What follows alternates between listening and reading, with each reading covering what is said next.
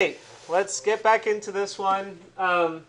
So to kind of recap what we did on Tuesday, we we kind of started with the same frame, right? Well, we built that whole frame exercise, but then we started with that frame and we created this triangulation system, right? So to briefly go back to that, remember we reconstructed a 3-point surface, which is a triangle, from 0 to 1 to 3. Let me fix the lights.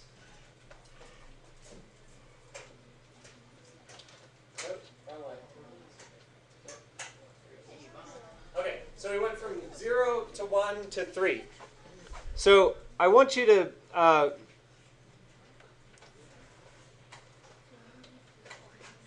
try to understand this as sort of a two-part problem here. So what we're going to do is we're going to actually create a triangle that one of the points, the number 2 point, is actually moved off of the surface in order to create a fold in the center across the hypotenuse. Then we're going to use that form to trim off the rest of the definition. And so that's what you saw before. I'll open up another one in the background while I'm talking. But what we're going to have to do here is move.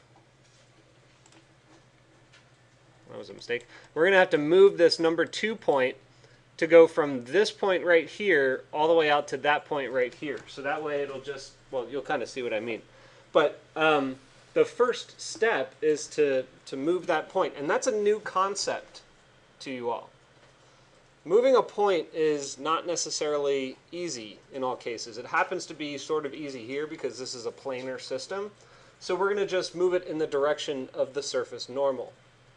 So first we're going to isolate that surface normal because this is a planar system, and we're going to make it one of those default connections in the top left that we use very frequently. So that surface normal was found right here. Yeah, one normal. There it is. That was off of the base surface. So let's go to up in the params tab under the geometry panel. We're going to grab this one called vector, and I'll put it right here next to the normal, and then plug that in. And let's rename it something that we're going to remember. In my case, I'm going to call this base normal.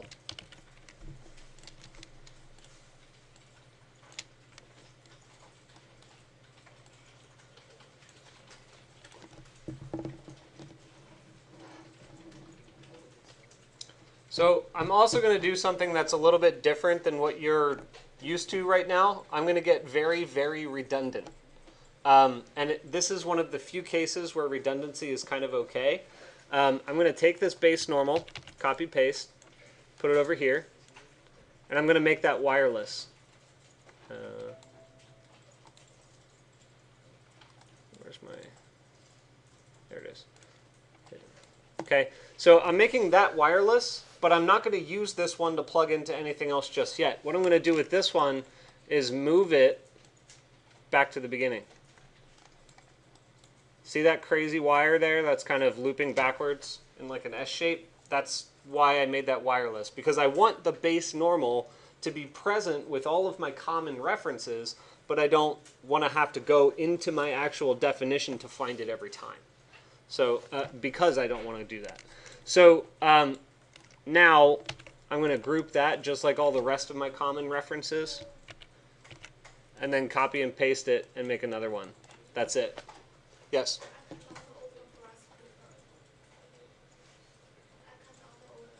I'll take a look at that in a moment. Okay, so that was a 3-parter, right? I made the base normal off of my surface normal that we used previously. Made a wireless connection to one that I brought back to my base references, that's these. And then I made a user reference, that's this one right here, which I'm actually going to use. Okay, so I'm going to come around and make sure you're all there before I continue.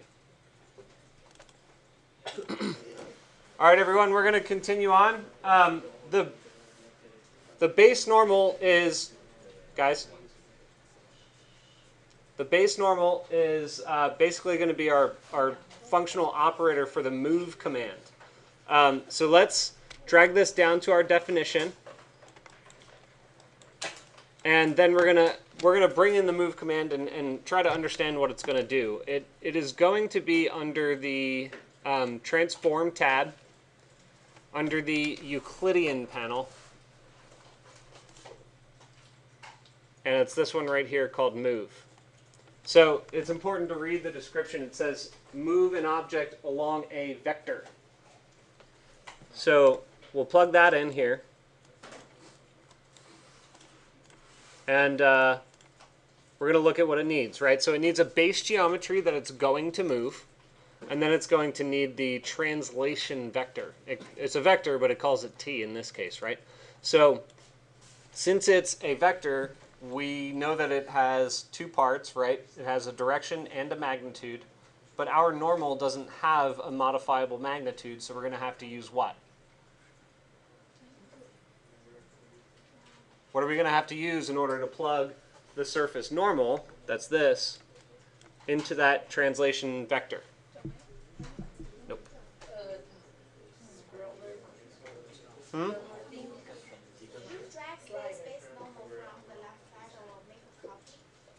Sorry, what? Yeah, that was a copy. I made a copy back from this.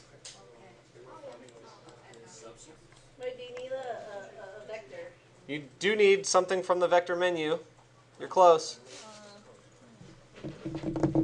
Amplify. Yeah. So when you go to the vector tab and the vector panel, you need amplitude. This is going to allow you to plug in the normal, that's this base normal, and then you can put your slider down for however far you need it to go. But let's not do a slider, actually. Well, let's start with a slider. Let's do 0 to 5.0. 0 to 5.0?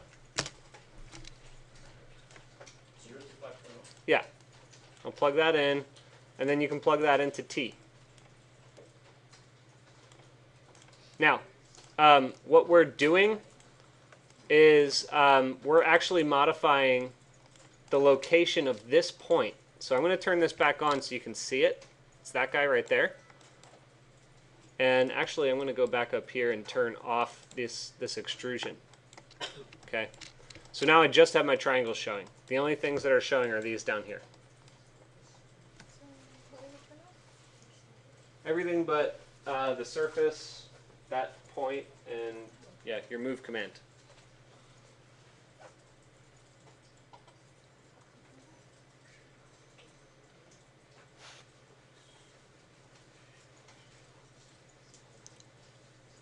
You guys need a minute? Would you turn it off again? Extrusion. Okay, so let's continue then.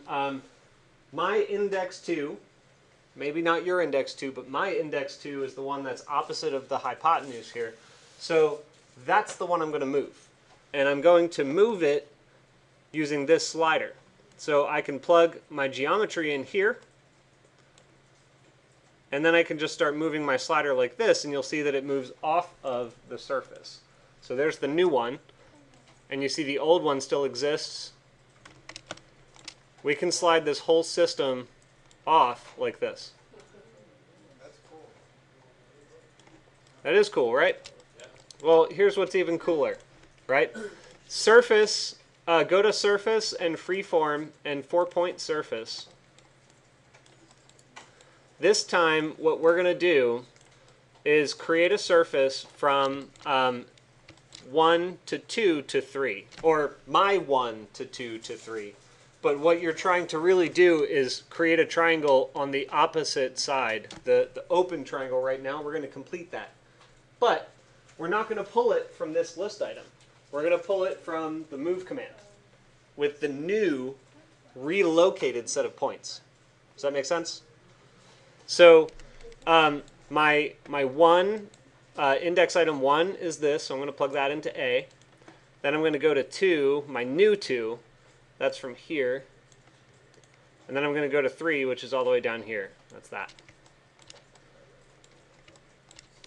So this is what I've created. It's basically, as I slide this back and forth, it's creating aperture with triangulation. Yeah, that's a spicy meatball.